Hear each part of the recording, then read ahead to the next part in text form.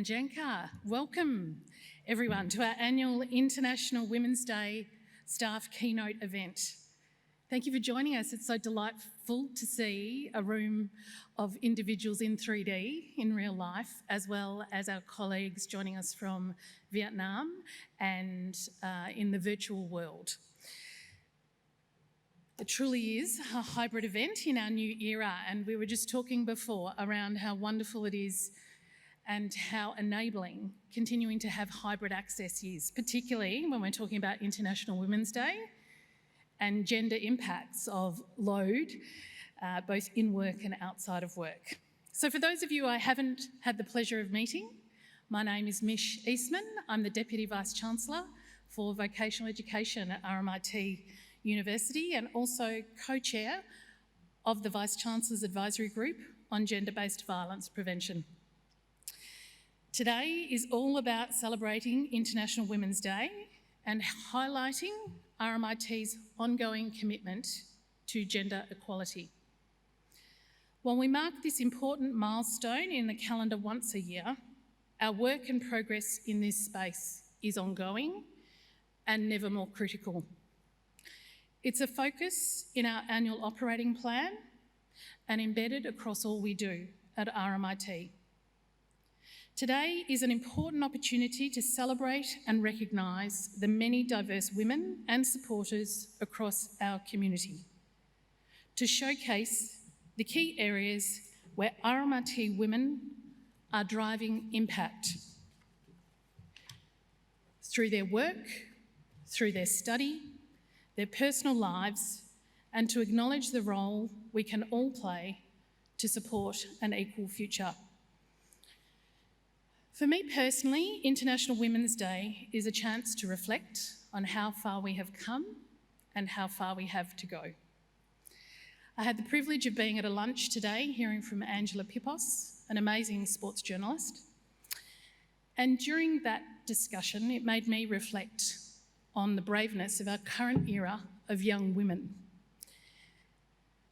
During my time, I've been the only woman at the table or the forum or the networking event on many, many occasions. I've been cautious because of the era that I grew up in, not to be the shriek, the heretic, too big, too opinionated, too noisy. And through that, you stifle. You don't always reveal your authentic self because the times and the experience didn't allow for it, didn't celebrate it, didn't support it. So when Grace Tame reflected about her side-eye experience with our Prime Minister and spoke her truth with such authenticity, she revealed through that action a braveness, a clarity, and a courageousness that I hope to take into my next era as a woman who is privileged to be in a position of leadership and influence, but also as a mother of an 18-year-old son who's trying to live and breathe our truth in our family dynamic and in the world that we connect with. So, today we will be moving into our panel and focus on the UN Women's theme, Changing Climates, Equality Today for a Sustainable Tomorrow, which recognises and celebrates the contribution of women and girls around the world who are working to change the climate of gender equality and build a sustainable future. We will be recording the session and sharing it for those who are unable to make it. But before we go any further, it is my absolute delight to introduce Taylor Elliott, a Senior Advisor of Indigenous Access and Engagement in the Negara-Williams Centre for Acknowledgement of Country today. Talia is joining us online, and I will hand over to her now. Thank you, Talia. Thanks, Mish. Hi everyone, my name is Talia Elliott. I'm a proud Bundjalung and Yugambeh woman, a saltwater woman, and I grew up on Yugambeh country on the southern Gold Coast. My role at RMIT works across Indigenous access and engagement within the Negara-Williams Centre, where Aboriginal and Torres Strait Islander students are supported. I've lived here in Naarm, Melbourne, 7 years, but not being from here, I am a guest on these lands. So today I would like to start by taking the time to acknowledge the traditional owners, custodians of the land which we're on. I would like to acknowledge the people of the Wadawurrung and the Boonwurrung language groups of the Eastern Kulin Nation, on whose unceded lands the university is holding this event and where it conducts its business. I would like to acknowledge and pay respects to their ancestors and elders, past and present, and recognise all of the Kulin nations and their continuing connection to the lands and waters of this place. I would like to acknowledge that sovereignty was never ceded.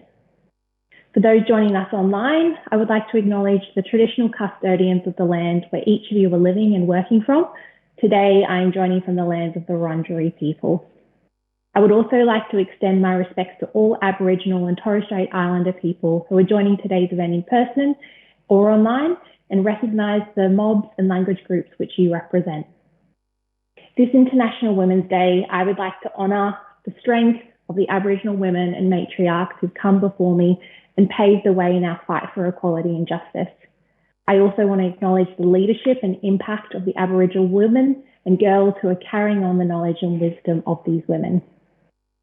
In looking towards the future, I believe as Aboriginal people, we need to have a place at the table when it comes to decision making for our communities, designing policies which impact our lives and futures. As an Aboriginal woman, I believe First Nations women, women of colour and women minority groups need to have their voices amplified to ensure that as we work towards creating a culture of change, no one is left behind. Thank you. And I'll hand back to Mish now.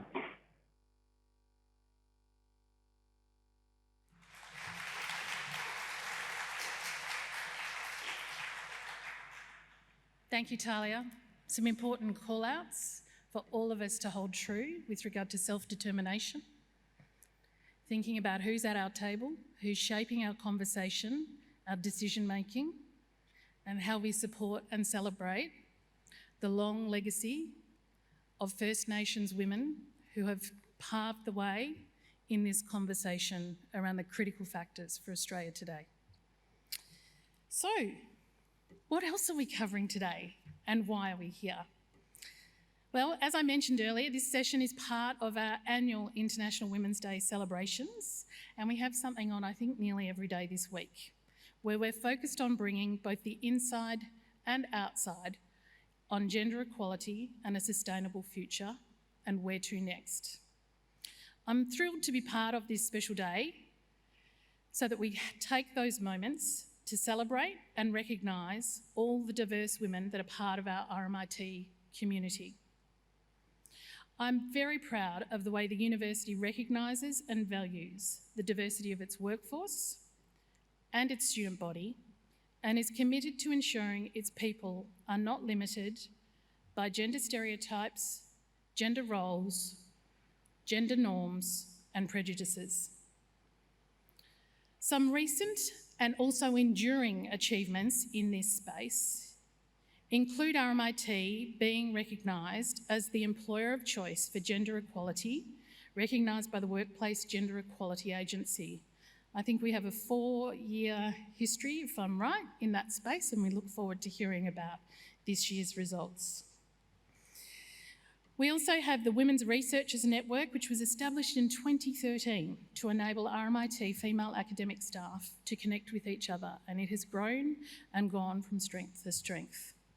We have the Athena Swan Bronze Award, that's a tongue twister, for our efforts to improve gender equity and further innovation in science.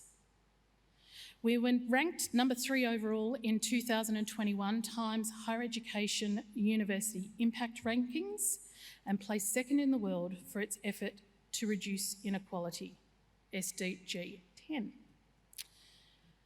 While we have made strong progress, we know there is more we can and must do.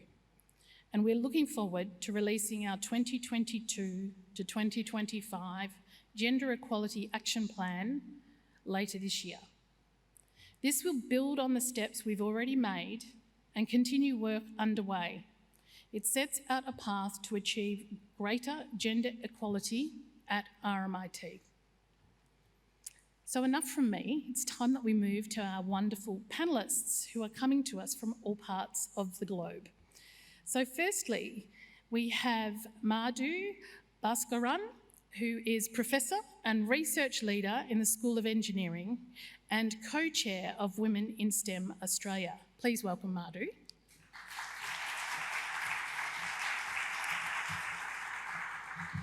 We also have Dr. Emma Shortis, who is Research Fellow in Social and Global Studies Centre. Please welcome Emma. And joining us remotely from Vietnam via screen is Ms. Duong Hong Loan, who I will call Luan, who's the Director for Strategy and External Relations at RMIT Vietnam. So welcome, Luan.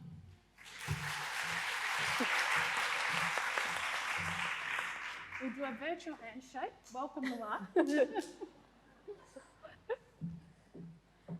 It's pretty fantastic to be able to bring our community together from all parts of the world and to capitalise on what we've learned through our COVID experience, how we can maximise our reach, maximise our impact, and maximise the diversity of conversation that we have. So, after we have a bit of a chat and a reflection, we also will move then to a roving question and answer piece, where we'll be taking questions from the audience here in Story Hall. So please start thinking about what you might like to ask, and we'll make sure we answer as many questions as we can. And for those who are joining us online, please feel free to jump into the chat function to share your thoughts and comments. So, I would like to kick off by inviting Madhu to tell us a bit more about herself and what International Women's Day means to her. Welcome. Thank you, Madhu. Thank you. Thank you for having me here, and good afternoon to everyone. I would love to wish all the phenomenal women in the room today, as well as the ones joining us online, a very happy International Women's Day. It's fantastic just to be back in a space where we have, as you said, people in 3D again. To talk about myself, I'm an electronics engineering professor. So I've been at RMIT for a really long time. Probably not as long as the chairs in this room, but long enough. I did my PhD here at RMIT back in 2009, and then I've kind of had my entire academic career over here. I co-established and I co-lead a research group, which is a diverse research group of 35 members. It's called the Functional Materials and Microsystems Group. Now, on my day job, I'm a researcher, I'm an innovator. I create wearable sensors and nearables as well. And the exciting aspect of that is to be able to work with industry to actually commercialize those technologies and get them out into real life from the lab. In terms of gender equity and diversity, I guess my first foray into that space was co-establishing the Women Researchers Network. So it was phenomenal to hear you talk about that in your introductory speech, and to actually have been here and see that network grow from strength to strength is fabulous as well. It came out of just having a personal experience. I just came back from maternity leave back then, and I realized I didn't have a network to go and talk to about my experiences, and that's basically why the Women Researchers Network was established back then. As you said, we had significant input into the Gender Action Plan of RMIT as well. I've also had numerous opportunities to share my voice as a woman in STEM at a national level, so I was part of the expert working group for the Women in STEM Decadal Plan. And more recently, I took over as a co-chair of Women in STEM Australia, which is where the aim is, again, to connect people and connect women, not just across academia, but across multiple sectors. So we're talking connecting education, government, policy, and academia and industry, and connecting all the women together. International Women's Day, for me, obviously, we've been in RMIT, and we've seen this conversation come a long way as far as gender diversity is concerned. I would love to throw the added spin of intersectionality on the top of it. For those of you who are not aware of intersectionality, it is where multiple layers of disadvantage kind of pile up on top of you. So you're not talking just gender, you're also talking culture, your sexual orientation, disability, all of that adds up in the form of disadvantages for you. So for instance, for women of Asian background, we don't call it glass ceilings, we call it bamboo ceilings. For women of color in America, they call it concrete ceilings. So, you get the picture. So for me, it's making sure the solutions which we're constantly proposing has that added layer of intersectionality on the top of it as well. and you just don't band all women together as women. This year's theme, and the changing climates, equality today for a sustainable tomorrow. One of the sub-points in that theme was that usually it's women and children who struggle a lot or have much more vulnerable when it comes to natural disasters or conflict situations. And one aspect which kind of stood out to me in that is we live in a world designed for men. So we're not necessarily safe from disasters which are caused by humans either. So take, for instance, personal protective gear, car crash test dummies, stereotyping heart attack symptoms. So you misdiagnose a lot of heart attack symptoms in women. Military equipment. We live in a world designed for men. So for me as a technologist, I guess coming into that piece, it's making sure we design technologies and we design a world which takes into account all the audiences and the diversity of their audiences, which for me, of course, goes beyond gender. I'll leave it at that. Over to you. Thank you so much for sharing those insights.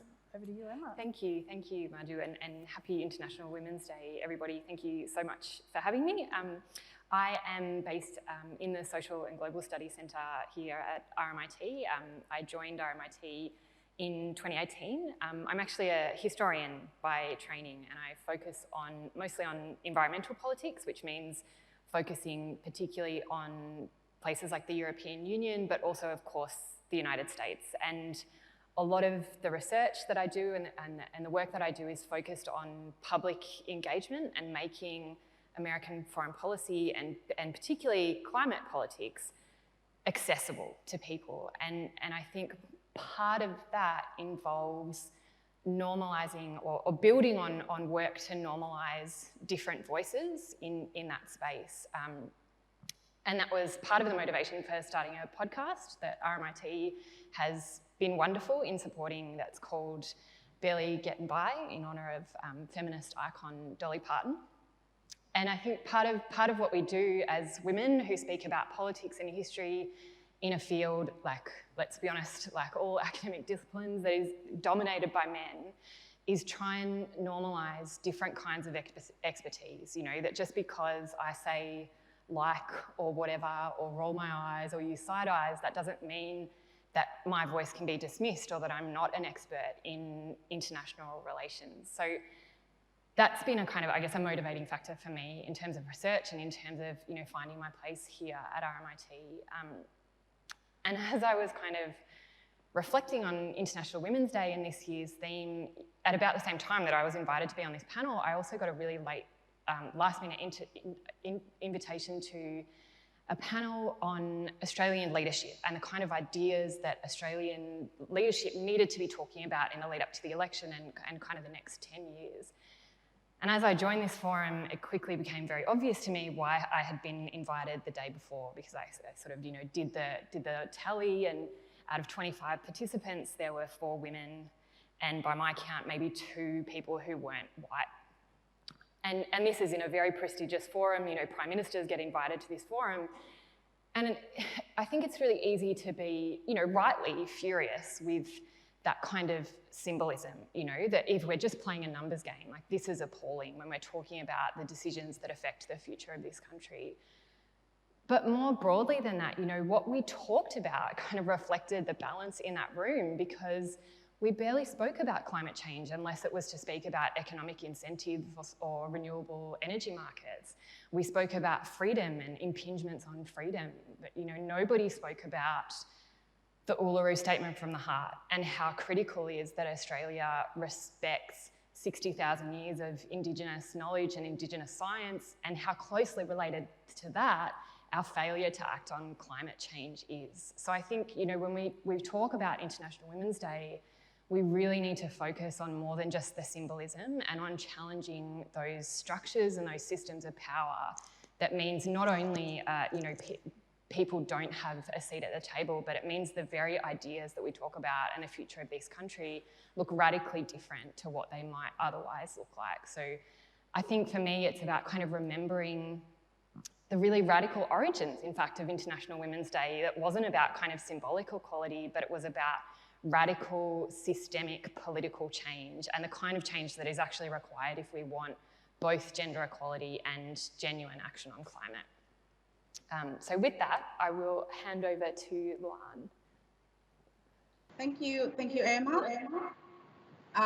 Good afternoon and good morning to all in Vietnam. And thank you, Mish, for your handshake. And I look forward to seeing you and other in Vietnam in the next few weeks after 2 years of being so far away. I'm here greeting from Hanoi, where the Omicron is the peak in Hanoi. But we are brave, we are resilient, we happily celebrate the Women's Day. So happy International Women's Day to you all, and wish you all and yours are safe and well. I'm Luan. I started with RMIT more than 2 years ago. I don't have my careers in academic, but I have more than 70 years in development work. I worked for the AUSAID program, and before that, the World Bank, and then I joined back to the embassy and then move on to RMIT community. And therefore, talking about the theme that we're talking today and the UN themes on Women's Day, I have a lot to share with you, to be honest, but in short, I just want to say, if you really recognize the women's role and the girls' role and do it right, the development outcomes will automatically achieve. And I use a lot of evidence in the work to prove that and advocate for change, advocate for gender equity in all the work we are doing in Vietnam and across the region. I just want to give you an example way back in 2016, when we do the right thing to encourage the women and incentivize the women to participate in the program. We were able to make, the women in Vietnam to build more than 200,000 toilets or latrine, when the government and all donors' effort in 5 years just could build less than 100,000. So the lesson learned I take from that is, to empower and to incentivize the women in the right way will definitely deliver the development outcomes in a very sustainable way. And I hope to bear that in mind and take it back to work now, even at RMIT. And talking about International Women's Day, I just want to share with you a little bit different from Vietnam perspective. We actually more fortunate to have 2 days to celebrate women's in Vietnam. The International Women's Day today, and we're also having another day, which is called Vietnamese Women's Day. That was the day that Vietnam Women Union established since 1930s, if I remember correctly. So people saying, Vietnamese women are lucky. Yes and no. What are we doing on the day? We celebrate as a formality, and because women was born to be the loved one, so everyone really wants to promote and really pay a respect to us, at least on those 2 days, and we're so happy. And for some people, it is also a chance for others to really pay the respect, pay back for all the work, and recognize the contribution or the role of women. To me and many other Vietnamese women, I think, to the end of the day, what are we enjoying? Some may rest and enjoy seeing the husband and the son doing the dishwashing, or some family taking us out for dinner to save some of our time. But then, we started to think, where's our me time in a day, on a normal day, not only on the International Women's Day or on the Vietnamese Women's Day? Because in Vietnam, at work, women at work is already a big win in this country in my generation compared to my mother generation. However, in the cultural thinking, for the Vietnamese people, the family caring responsibility is somewhat more important, more priority for any female working. No matter how good you are at work, if the family is not really a happy one, or not to say a mess, you receive criticism everywhere in every corner. So every day at work, we lock up the computer and we put the bag on our shoulder, riding the motorbike. The second shift actually started. So we picking the kids from the school, serving through the market, the wet market, getting something, quickly cook the dinner and so on. And we keep saying, where my me time? And then we're just saying, but the women in Vietnam are very funny and also resilient and also very, amazing. They're just willing to give up some of our me time. We rather give up our me time to see our family having a good dinner, and helping my children to do my homework, and even giving up some of my me time in the morning, enjoying the cà phê sữa đá, the coffee milk, just to join the CIMT, for example, in the last 2 years, just to ensure that the people surrounding us are happy. And we're just going to see the student coming back and RMIT Vietnam going on smoothly in the last 2 years with COVID. So I just want to say, in this new era, I wish if people around me would see and try to find how to help us to have more of me time, even if it's just 5 minutes or 20 minutes or luxury 2 hours per day. That would be wonderful. And that would help us to increase the value of life, the quality of life. Yeah. So with that, I would like to hand over back to Mish. Thank you. Thanks, Sulan.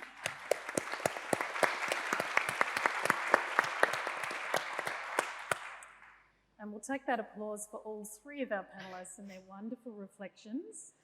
I think that the mental and administrative load of running family or life outside of work, no matter what the context might be, is known as a huge burden.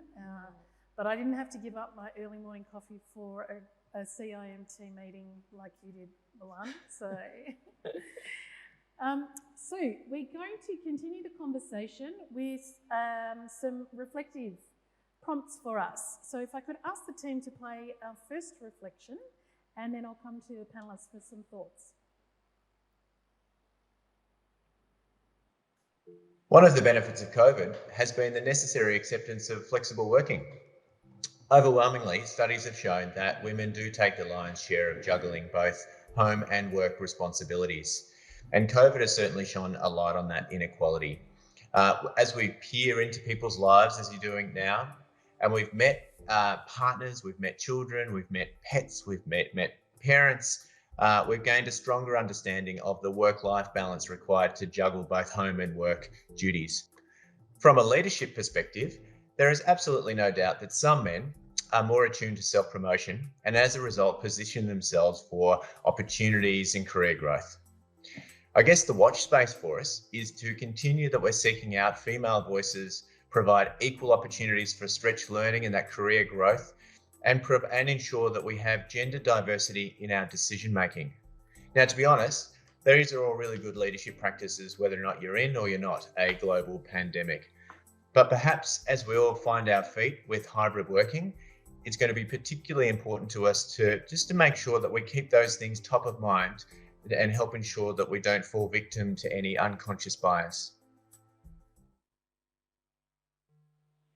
Thanks, Alex. For those who don't know, that's Alex Player from our university community, with some really interesting insights and reflections on the lived experience of COVID and the opportunities that might bring for our new ways of working. Madhu, I'd be interested in your reflections to Alex's challenges and insights there. I think one thing which the pandemic has taught us is humankind is amazing. I mean, we've been talking about flexible work for ages. We've been talking about doing online teaching for a fairly long amount of time. And medical doctors have been talking about telehealth for a very long period of time. And yet we brought the whole thing together in a matter of few weeks when push comes to shove, literally. So that's one thing which I think should never quite go away, the ability to work flexibly. I think we've embraced it in the last 2 years, probably embraced a little too much, as the empty streets of Melbourne will tell you sometimes. But from a women's perspective, I mean, newsflash, women have it quite difficult more often than not. So, our careers and family responsibilities kind of, go and clash almost all the time. So just at the time when you're starting out your career and you're trying to build up yourself in your career is when you typically take out your breaks to go away and start a family.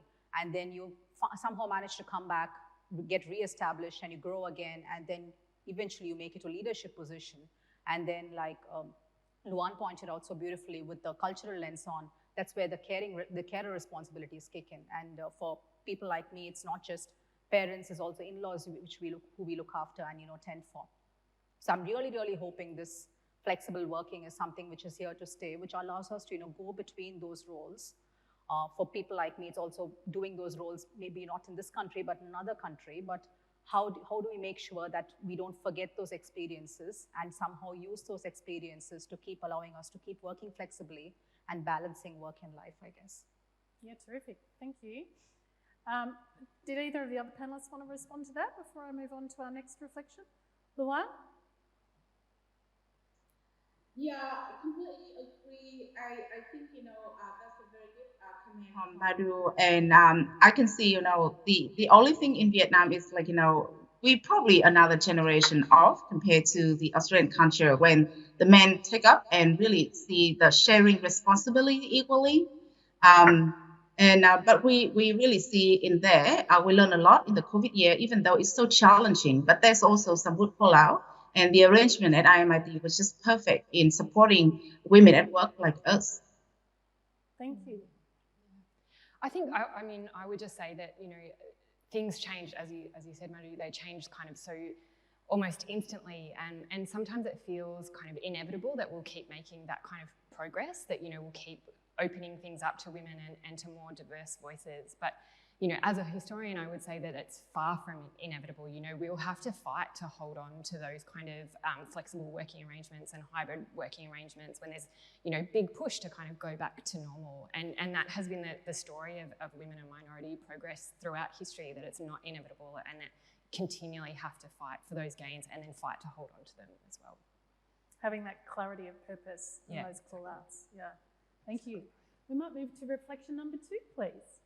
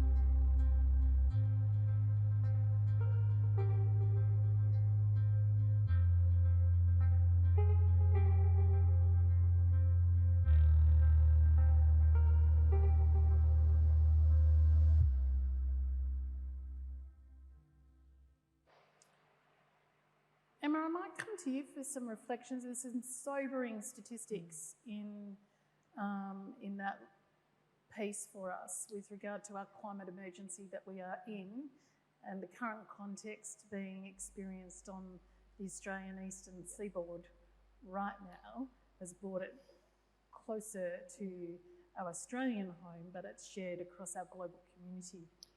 Yeah, it is.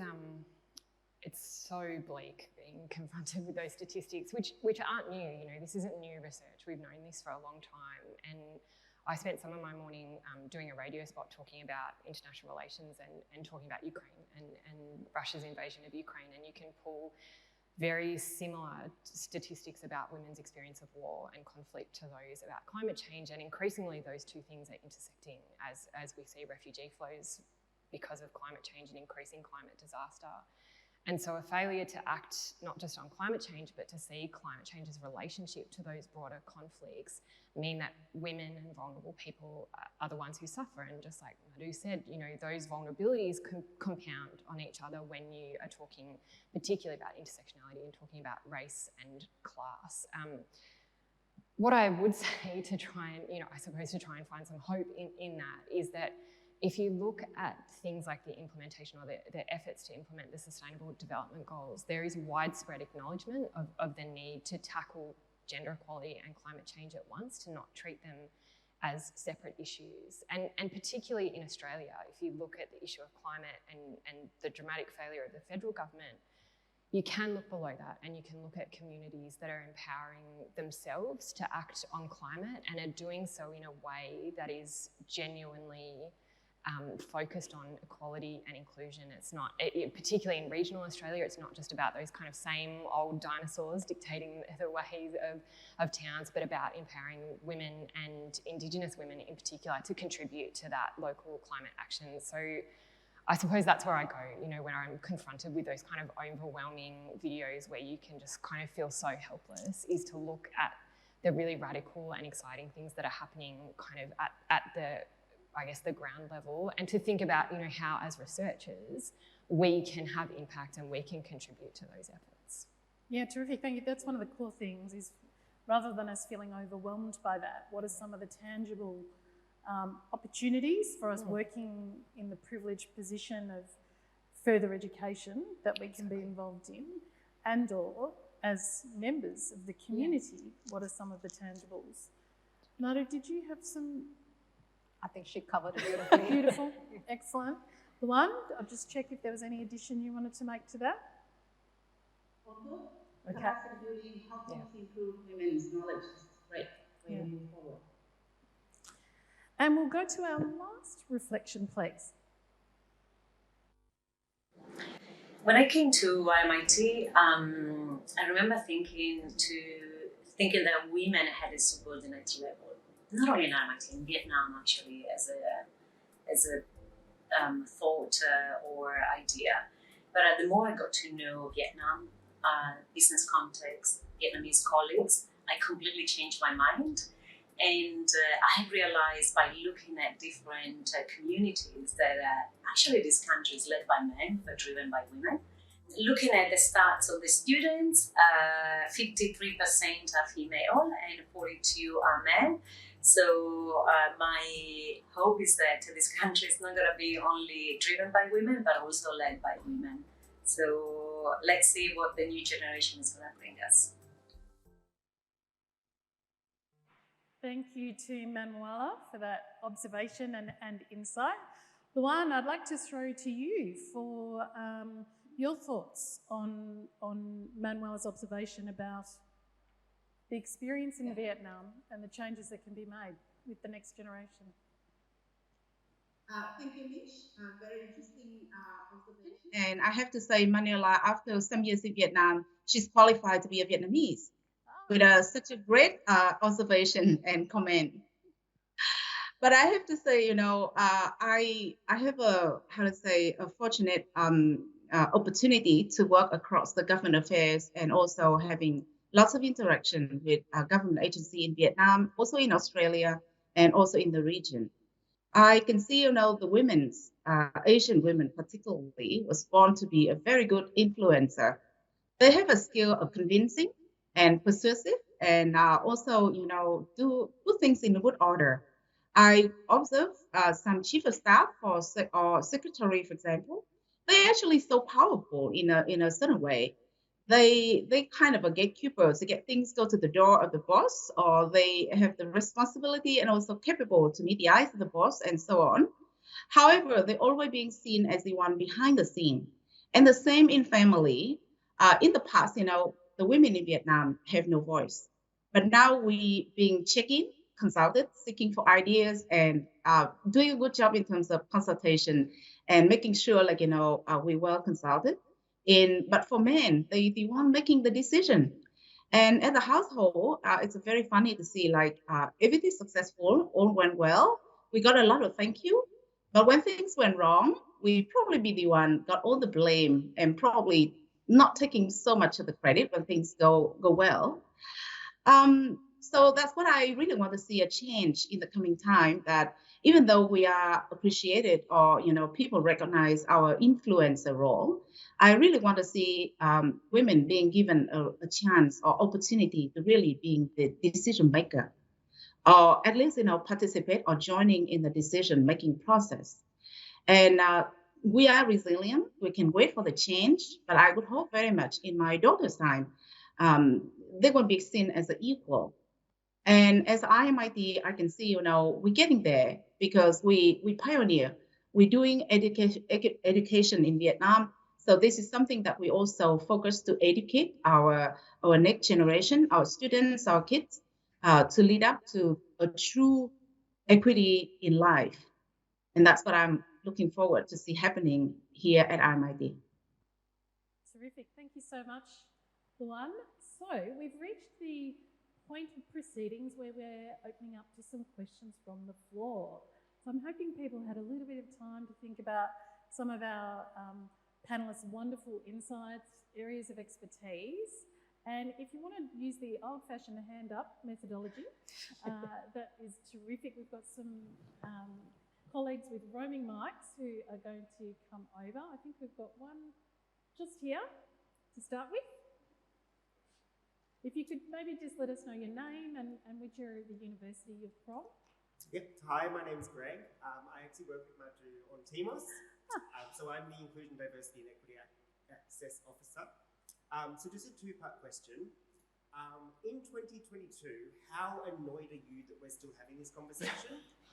Yeah. And as per usual within these spaces, how come there's not enough men?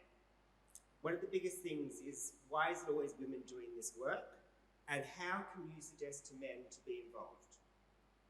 Thank you, Timos. Great questions. I might come to Emma first for that one. Yeah, it's so frustrating. Like Madhu and I were talking about this before the event. Like, how are we still doing this? Like, why am I still talking about how women deserve a place at the table when we're talking about foreign relations? Like, come on. As to the question, why aren't there enough men? Look, I don't know. Like the event that I was talking about, you know, with kind of 22 blokes and 3 women, that was the first time I'd been involved in that particular organisation, and I was kind of sitting there just like furious that I was in this situation, or that I'd, you know, fallen for the trick of like being invited to this at the last minute. But I was also super conscious of like that I'm coming new into this forum, and if I say something, then I am forever known as that woman who said that to all of these, you know, quite old and quite influential men. And one of them kind of did make a comment about how we're all from the boomer generation and maybe we need some millennials here. But it seemed so obvious to me that this was such a glaring gap, and I kind of couldn't believe that anybody else hadn't said anything about it. And, you know, it shouldn't be on the women in that room. Like, it shouldn't be on me, and it certainly shouldn't be on the only woman of colour who came to that event. And I could also see, like, just in her face, was outraged by this situation. How do we go? I wish I knew how we could get more men to be at this kind of event.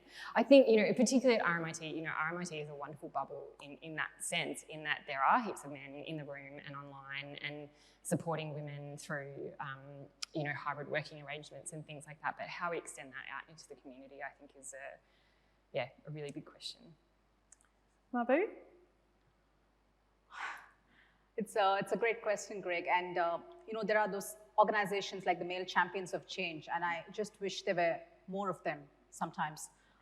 For some reason, I mean, I kind of understand when you're calling something the Women Researchers Network or Women in STEM Australia, you feel like you're excluding the men from that piece. But then I've kind of noticed you call anything equity and diversity, and again, you know, all the men have left, and you left with just the women over there. And we keep saying this time and time again, this is not a women's problem, it's a people's problem. And so, you know, as we need everyone to be part of the solution. And I think, like Emma said, I've had the privilege of working across multiple organizations, talking to across sectors as well, not just academia.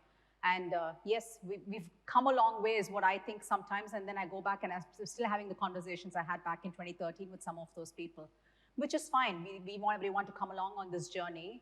But I do wish the burden of fixing this didn't fall solely on the women as well. So definitely for Male Champions of Change, there's a lot of, you know, people waiting for you to come on board and take this over.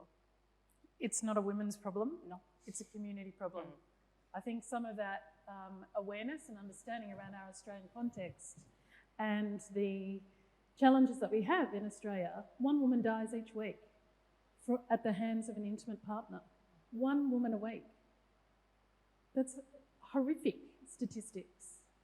And yet, as soon as they're said, it gets dissipated and forgotten. It doesn't receive the same attention as other tragic pandemics or experiences across our community. I'm heartened to see the mixture that's in our room here today. I think that's a really evolved experience of RMIT as a community.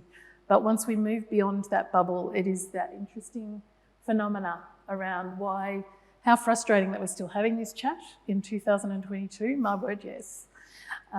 But what do we do to sustain it? And for those who didn't hear the news this morning, I think there's the broadening of that experience. So the Snow Foundation are withholding multi-million-dollar funding from Melbourne University until it sees tangible change in the number of females in both executive roles and being awarded honorary doctorates as a direct result of some honorary doctorate appointments earlier this year. They're the types of catalysts for change that really require sustained energy and noise and clarity and not moving away. Because I think, Emma, you provided that insight before about history shows us if you don't sustain the momentum, it just falls back to what's comfortable and what's the lived experience. I might see if there's some more questions from the floor. Please pop your hands up. Dion. Thank you so much, and what fabulous women you all are. Madhu, this one's to you because I love the fact that you've been inside of RMIT for such a long period, and you must have seen a lot of change in that. If you start from a strengths-based approach, where have you seen that we're beginning to make a difference? And what would you say if you had a wish you would really accelerate to really make a difference for women either in leadership or in STEM, you choose? We've come a long way in terms of making sure women are represented at leadership level. That's for sure. There's no doubt about it. Compared to 2013, I think the targets, I wasn't a big fan of targets when it first was announced. I still sit on the fence as far as targets are concerned. But I've definitely seen that being taken up. We definitely have more voices across the table which are more diverse.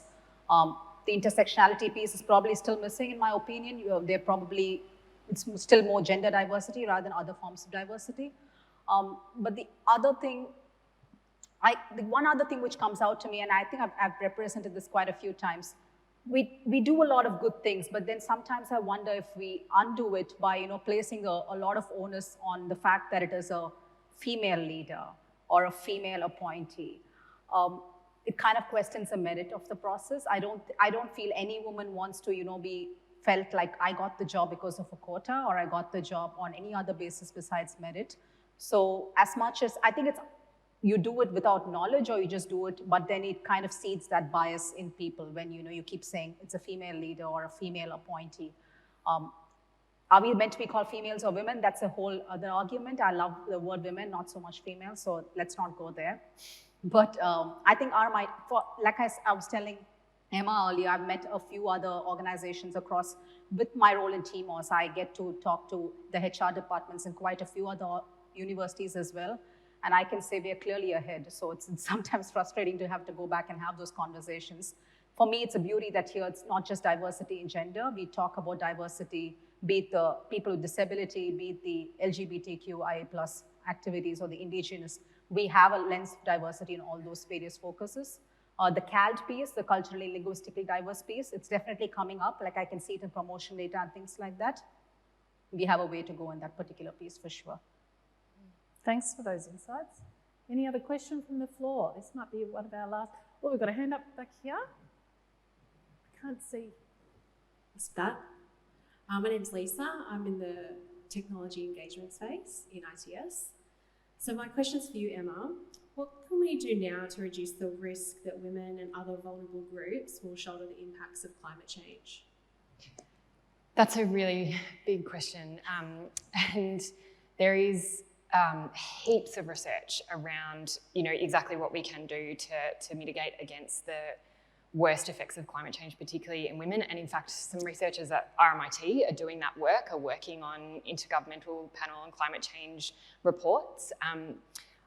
Look, I don't think there's any easy answer. I think our political system is so entrenched and sees climate action as so difficult that actually finding a way through it is, is incredibly difficult. But I think I'd kind of go back to that community work that I was talking about earlier, and the way that at the kind of community level, particularly, kind of where I'm doing some work out in Gippsland around coal transition, the genuine community engagement that happens there, which is gender diverse and is engaging with Aboriginal communities in that area, is having a real effect, and I think is showing people the way through climate action that isn't negative and is actually really exciting. And it's showing women in particular that genuine radical climate action can actually mean a dramatic transformation in our lives and the way that we live them, and the way that we manage, as Luan was talking about, the way that we manage the balance between our work and the rest of our lives. And so I think there's,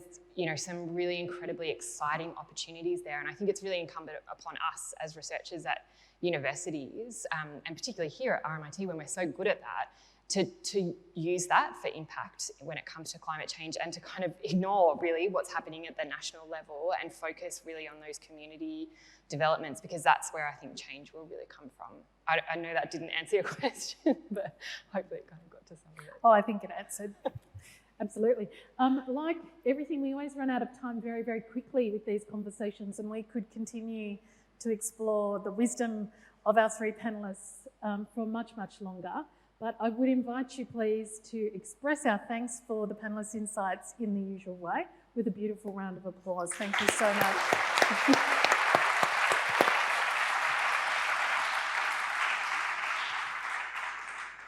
And to close us out, I would like to introduce Professor Alec Cameron, our RMIT Vice-Chancellor, for a few closing remarks. Thank you, Alec.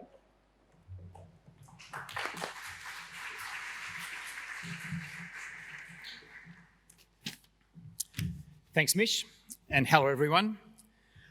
I'm sorry I couldn't be with you for the entirety of today's event, but I didn't want to miss the opportunity to be able to say a few words before we close. Firstly, I'd like to start by saying how proud I am to be at RMIT. I was drawn to RMIT for many reasons, and people who have attended my town halls would already have heard many of them, including our focus on maximising outcomes for our students, the impact of our research, and our genuine civic commitment. Additionally, for me, an important attraction was our standing as a values-led organisation, which aligns with my leadership approach. RMIT has a core commitment to equality, underpinned by a commitment to respect and fairness to all members of our community and beyond. RMIT embraces the diversity of our workforce, and we are committed to ensuring our people are not held back by prejudices of any type. We believe that our future success will be dependent on attracting and retaining the best people, and providing the opportunity for all our staff and students to fulfil their potential. But while we believe that gender equity is a good strategic and operational choice, the main reason that we pursue gender equality is because it's the right thing to do.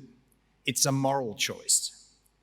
Most importantly, at RMIT, our commitment is demonstrated by practical policies and procedures, and evidenced by our outcomes and results.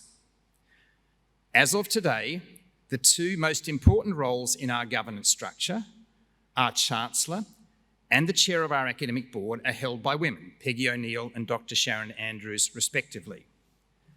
Our governing body, the RMIT Council, comprises 8 females alongside 5 males. Amongst our executive, 2 of our 4 colleges are led by women, Mish Eastman and Julie Kogan.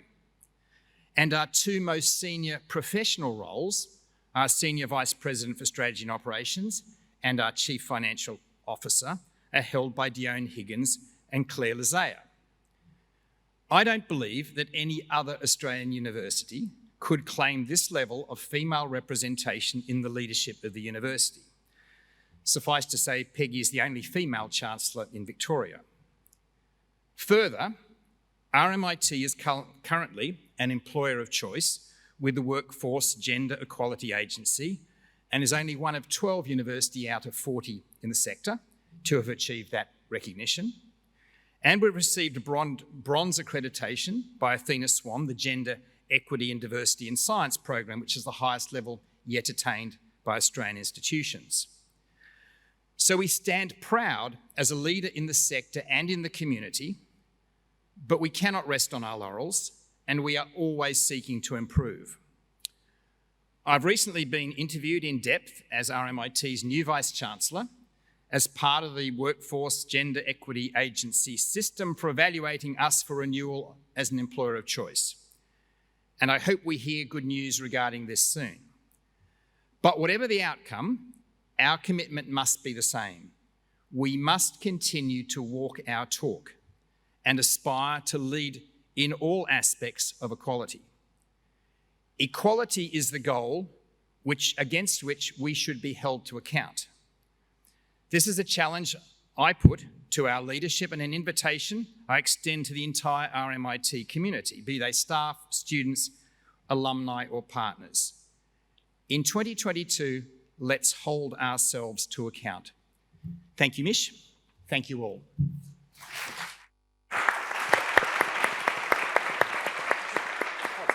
Thanks. Thanks, Alec. Lovely to have you here. Some great insights and challenges for all of us, I think, about what this year looks like and beyond as well. So, in closing, once again, I would like to thank our amazing three panellists. It's been an absolute privilege to hear their insights and reflections and experiences. And I think for helping us celebrate and pause on what is a crucial day as a community. Why is gender equity important? Because the outcomes are better. Research shows us that. If you have balance and diversity in your decision making, the outcomes are always better for people, for the economy, for the bottom line, and for the future. So I hope many of you enjoyed the session as much as I did. I've taken away some really key insights from each of our panellists that I know I'll go and reflect upon.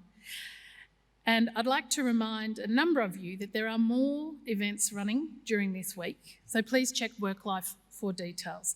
Thank you so much for joining us today. I hope to connect with many of you in the physical as well as the virtual world over the course of the next few weeks and few months. And one, I will see you in Vietnam in due course. I hope to get there sooner rather than later, as I know a number of my colleagues do. It's been a real privilege to be your host for today. Thank you so much for your participation, and happy International Women's Day.